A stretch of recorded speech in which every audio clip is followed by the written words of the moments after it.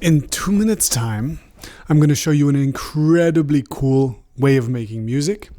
I'm going to show it to you in Reason, I'm going to show it to you in hardware, and I'm going to show it to you in Ableton. So no matter what tools you use, it's going to be applicable. But first, I want you to take 2 minutes with me to understand the concept first, the theory. Okay? Today we're going to be making music with 2 squiggly lines. What is a squiggly line? Well, imagine a sine wave. Do you know what a sine wave is? It's one of those waves that goes up and down and up and down. So when it goes up, it goes into the positive values. When it goes down, it goes into the negative values, and it just goes up and down forever. The thing that makes such a line we call an oscillator. It oscillates up and down and up and down.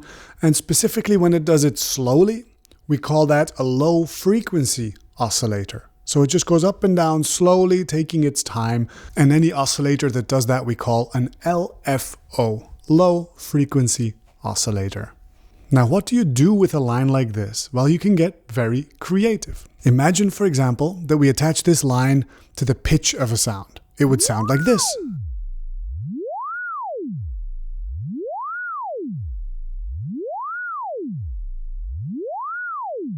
However, what we're going to be doing today is every time that the line goes from the negative into the positive values, it's going to trigger a sound. So the line would move like this, and it would trigger a sound every time it hits 0 on the way up.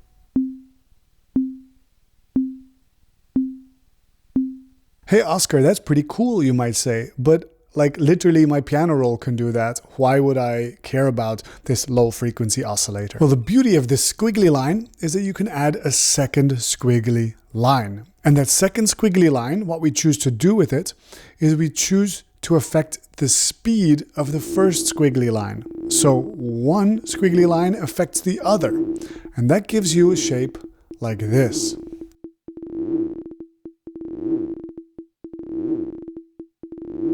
Especially then if you take both of these squiggly lines and you use them to influence all sorts of other parameters in your music. If you put this in the framework that I've been talking about the last few weeks called the triangle method, well, this could be seen as a sequencing method, but then it shapes the sound as well. So now we can also choose what sounds it generates, add some effects, and keep bouncing backwards and forwards between those 3 layers to sculpt something beautiful. And for me, this evokes at least 2 of my musical heroes, people that I put up on a platform. I would say this vibe heavily exists in Kangding Ray's music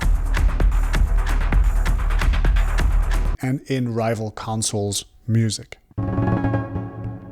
There's this enormous raven outside my window. Fascinating. Anyway, let me show you how to set this up in practice. The first step will be doing it in Reason. Okay, so in Reason, you've got something called the pulsar dual LFO. It's this device. And what is it? Well, it's got one low frequency oscillator and a second low frequency oscillator. You can even see the little light here going on and off and on and off. You can picture that as the sine wave going up and down and up and down. If I decrease the rate, it goes slower.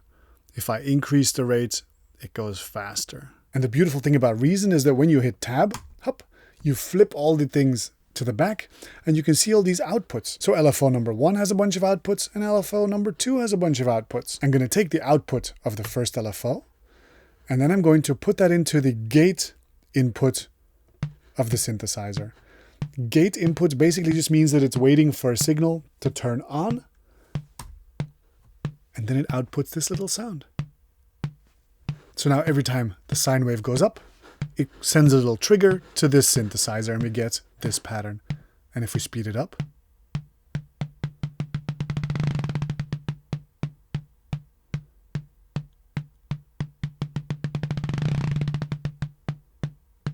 satisfying, right? And so now let's take LFO number 2 and use that to change the speed of LFO number 1. First we turn it on, we make it nice and slow. See how slow it's going? That's good. That's kind of how fast we want it, I guess. Now the art is to just tweak these until you find something satisfying. And remember the triangle method. We have a sequencing method going into a sound source, and let's put on some effects as well. So we've got this delay unit as well. And let's tweak some things about the sound.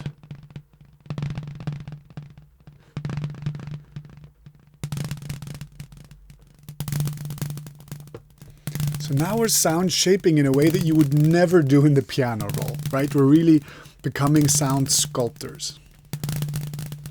As a little bonus tip, you could turn this into MIDI by hooking up this MIDI out device in Reason and just going hop, gate out. And then in Ableton, you can see the notes coming in if you tap that MIDI from another channel. But that's maybe a bit too technical. If you want to stay in Ableton, skip to the next chapter, because before I do it in Ableton, I want to first do it in hardware. Check this out. Okay, so this is a low frequency oscillator. It's almost identical to the thing that there was in Reason, because it has two low frequency oscillators here. And you can see the little lights, little blue lights here, showing where we are in the curve, right? Let's focus on the left one. You can go slow, and you can go fast. So fast that you can almost not see the light blinking anymore.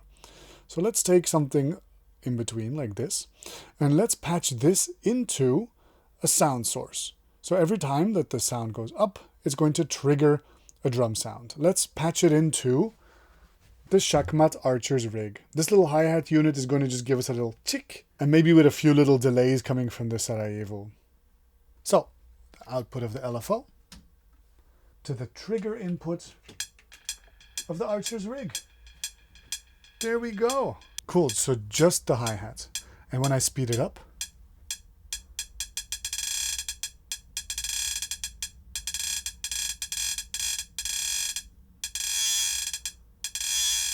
fun, right? And the beauty of hardware is that you can use your other hand and shape the sound.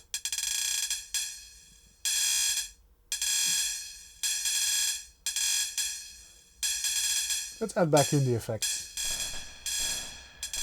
And so now, just like in Reason, we can use the second oscillator to affect the speed of the first oscillator. So let's set something that's not too fast.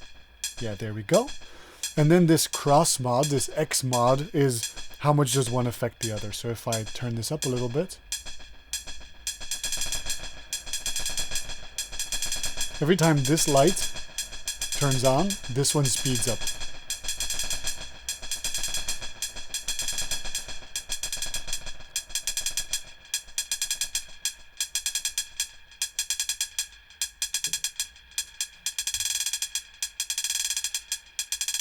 For variety's sake, let me trigger a different type of sound.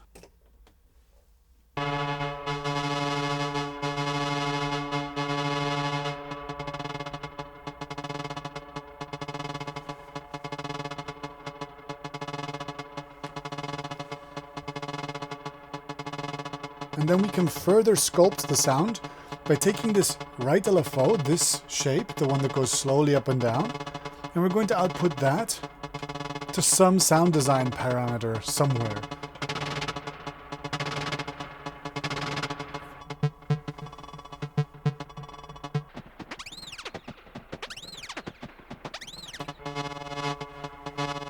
Ooh, for example, on the decay parameter, on the time parameter. That's nice. Okay, let's add some effects to it.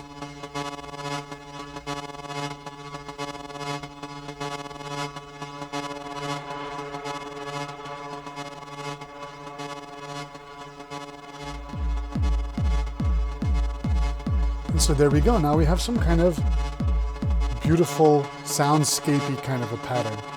Bonus points if the LFOs reset themselves every so often so that you get something that works well with a kick drum. So now both of these wiggly lines reset themselves every time there's a kick drum. So let's find a new sweet spot.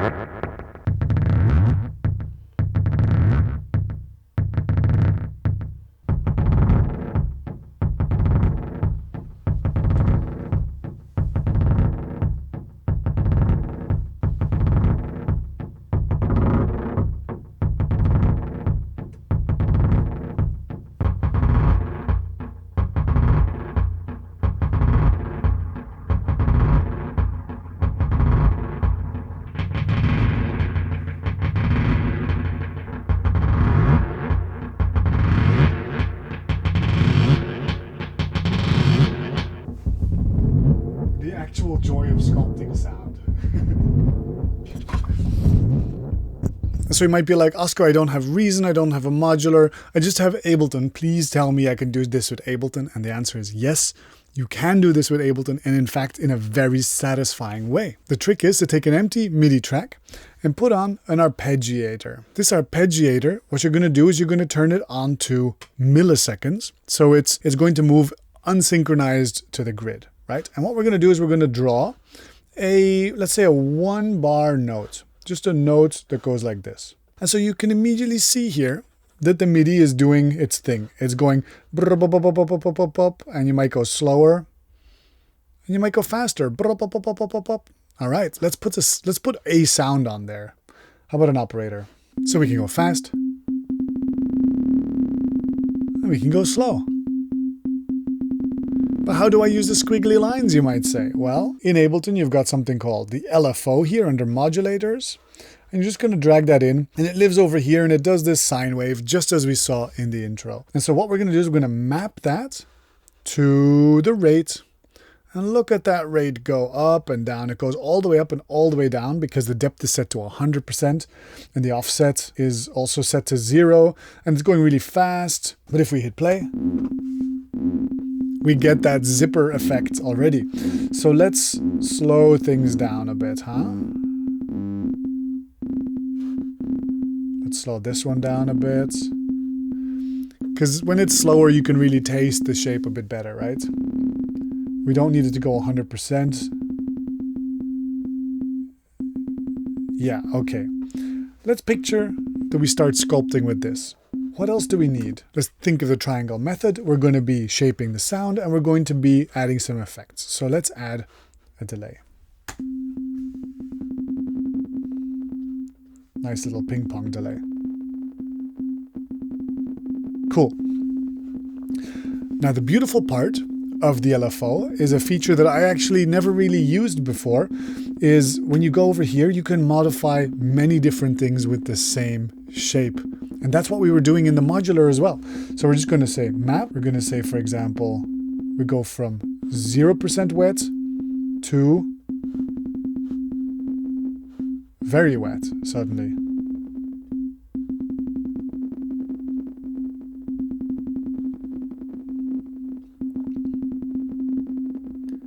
So we go from no delay to some delay. Now let's also map the level of this, which will brighten the sound a little bit.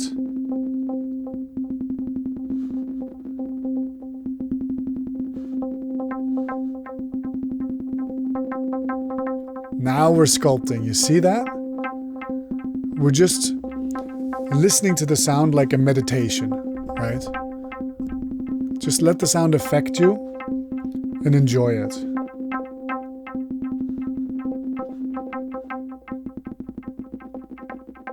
Maybe add some reverb as well. And now we're just enjoying pure sound.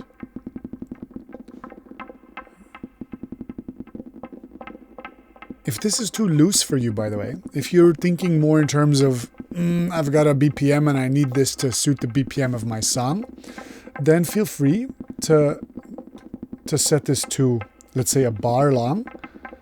And maybe also change the shape. Here, let's do a ramp. Ramps are usually fun.